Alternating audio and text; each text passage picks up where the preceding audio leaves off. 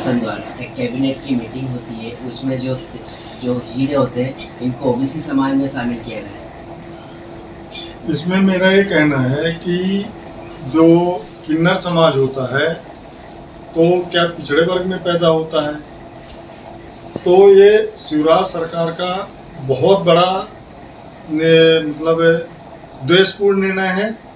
और इस कैबिनेट में जो प्रस्ताव पारित हुआ है कि किन्नरों को भी हम ओबीसी में शामिल करेंगे, तो मेरी भाजपा सरकार से यही अपील है कि इस निर्णय को वापस लिया जाए, नहीं तो आने वाले समय में हम लोग राजधानी में बहुत बड़ा आंदोलन करेंगे। और आप खुद सोचिए कि मध्य प्रदेश में जितनी भर्ती परीक्षाएं हैं सभी में होल्ड लगा हुआ है। अभी तक मध्य प्रदेश का यह दुर्भाग्य है कि ओबीसी को आज भी 14% रिजर्वेशन ही मिल रहा है। यह सरकार सिर्फ पिछड़ों को बरगला रही है और कोर्ट और सरकार के बीच में नूरा किश्ती का खेल चल रहा है। तो पिछड़ा वर्ग समाज अब जागरूक हो चुका है, बहुत दिनों तक बेवकूफ़ नहीं बनाया जा सकता है। आने वाले विधानसभा चुनाव में हर विधानसभा में भाजपा प्रत्याशियों का घेराव किया जाएगा, घरों से भगाया जाएगा। हम लोग घर घर तक और विधानसभा स्तर चाहे लोकसभा स्तर चाहे कहीं भी हो, तो हम लोग इस मुद्दे को रखेंगे कि आज भी जो ओबीसी का आरक्षण 14% जिसका तस बना हुआ है, ऊपर से हिजड़े वर्ग को ओबीसी में शामिल करके और बड़ा कुठाराघात किया है। तो हम इसकी कड़ी से कड़ी निंदा करते हैं और सरकार को इस प्रस्ताव को वापस लेना चाहिए। आप क्यों निंदा और विरोध करते हैं? देखिए, ओबीसी को तो अभी 14% ऑलरेडी ये सिर्फ रिजर्वेशन मिल रहा है, ऊपर से उन लोगों को भी शामिल कर लिया जाएगा। तो क्या हिजड़े वर्ग सिर्फ ओबीसी में पैदा होते हैं? हिजड़े वर्ग तो सभी समाज में पैदा होते हैं, तो सभी को ले जाके ओबीसी में ही क्यों शामिल कर दिया गया? उनका अलग से गठन कर दें, उनका अलग से आयोग बना दें।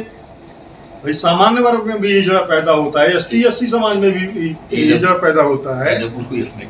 तो इस प्रकार से सरकार बहुत बड़ा अन्याय अत्याचार करती है पिछड़े वर्ग समाज के साथ। तो आने वाले समय में इसका सबक सिखाया जाएगा और हम लोग भी प्लानिंग बन रही है। हम लोग भोपाल में बहुत बड़ा आंदोलन करने जा रहे हैं और सरकार से हमारी यही मांग है कि तुरंत इसको हटाया जाए। आंदोलन कब होगा और क्या होगा, किस विषय को लेकर आंदोलन होगा? आंदोलन देखिए, अभी आप खुद सोचिए कि जो ईडब्ल्यूएस रिजर्वेशन है, 10% रिजर्वेशन है, वो सरकार ने मनमाने तरीके से लागू कर दिया है और ओबीसी आरक्षण का पेच कोर्ट में फंसा दिया है। तो दोहरा मापदंड नहीं चलेगा। अगर देना है तो आप ओबीसी को भी 27% रिजर्वेशन दीजिए। हम ईडब्ल्यूएस का विरोध नहीं कर रहे हैं।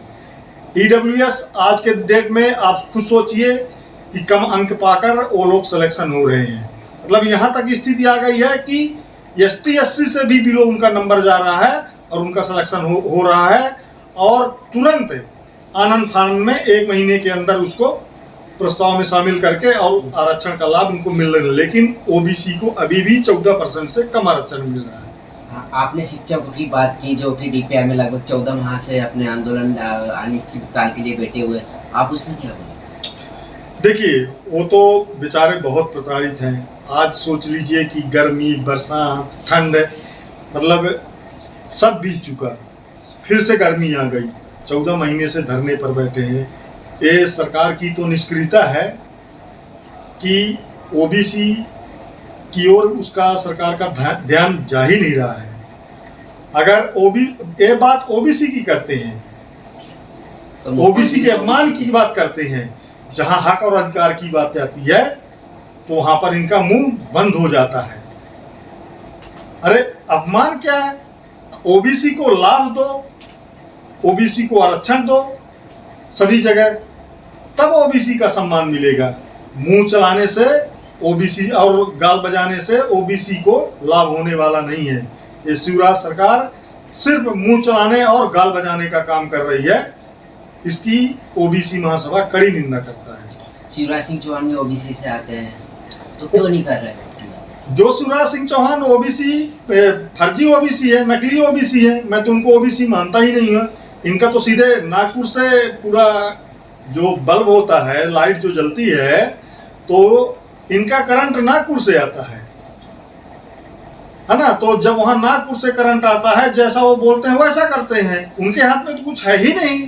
वो तो एक सीएम का चेहरा बना के और आरएसएस इस प्रकार का प्रोपेगेंडा अपनाती है कि हमने ओबीसी को ऐसा मुख्यमंत्री दिया, वैसा मुख्यमंत्री। अरे ओबीसी की भलाई के लिए क्या काम किया, ये तो बताइए आप ना। आपने कहा कि नागपुर में एक बल्ब लगा, कौन सा बल्ब लगा? नागपुर में यहाँ का बल्ब लगा, शिवराज सिंह चौहान के यहाँ, जो करंट नागपुर से आता है। तो जब वो करंट वहां से चालू करते हैं तब इनका बल्ब जलता है। आपने कहा कि शिवराज सिंह फर्जी ओबीसी है। बिल्कुल फर्जी ओबीसी। अगर असली ओबीसी होता तो अभी आबादी के अनुसार मध्य प्रदेश में 52% आबादी है ओबीसी समाज की। हम तो कहते हैं जातिगत जनगणना करो। आजकल सभी विपक्षी पार्टियां जितनी हैं तो सभी बोल रही हैं कि जाति जनगणना कराएंगे।